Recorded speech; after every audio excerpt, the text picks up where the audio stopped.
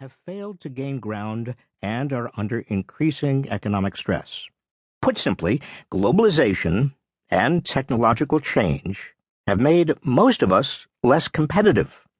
The tasks we used to do can now be done more cheaply by lower-paid workers abroad or by computer-driven machines.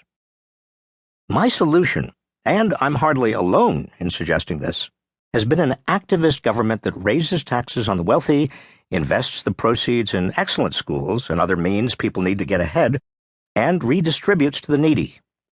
These recommendations have been vigorously opposed by those who believe the economy will function better for everyone if government is smaller and if taxes and redistributions are curtailed. While the explanation I have offered for what has happened is still relevant, I've come to believe it overlooks a critically important phenomenon: the increasing concentration of political power in a corporate and financial elite that has been able to influence the rules by which the economy runs. And the governmental solutions I propounded, while I think still useful, are in some ways beside the point, because they take insufficient account of the government's more basic role in setting the rules of the economic game.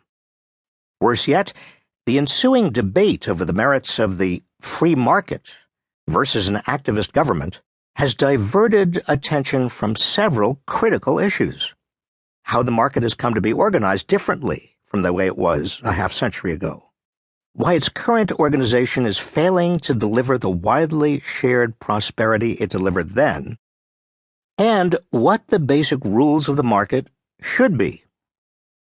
I've come to think that the diversion of attention away from these issues is not entirely accidental. Many of the most vocal proponents of the free market, including executives of large corporations and their ubiquitous lawyers and lobbyists, denizens of Wall Street and their political lackeys, and numerous multimillionaires and billionaires, have for many years been actively reorganizing the market for their own benefit, and would prefer these issues not be examined. It's my intention in this audiobook to put these issues front and center. My argument is straightforward. As I'll elaborate in Part 1, markets depend for their very existence on rules governing property, that is, what can be owned. Monopoly, what degree of market power is permissible. Contracts, what can be exchanged and under what terms.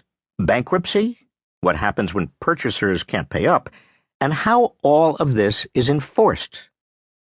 Such rules don't exist in nature. They must be decided upon one way or another by human beings.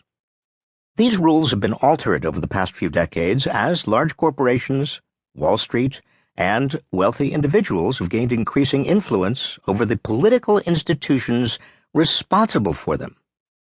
Simultaneously, centers of countervailing power that between the 1930s and late 1970s enabled America's middle and lower middle classes to exert their own influence, such as labor unions, small businesses, small investors, and political parties anchored at the local and state levels, have withered. The consequence has been a market organized by those with great wealth for the purpose of further enhancing their wealth. This has resulted in ever larger upward pre-distributions inside the market, from the middle class and poor to a minority at the top. Because these pre-distributions occur inside the market, they've largely escaped notice. In Part 2, I show what this has meant for the resulting distribution of income and wealth in society.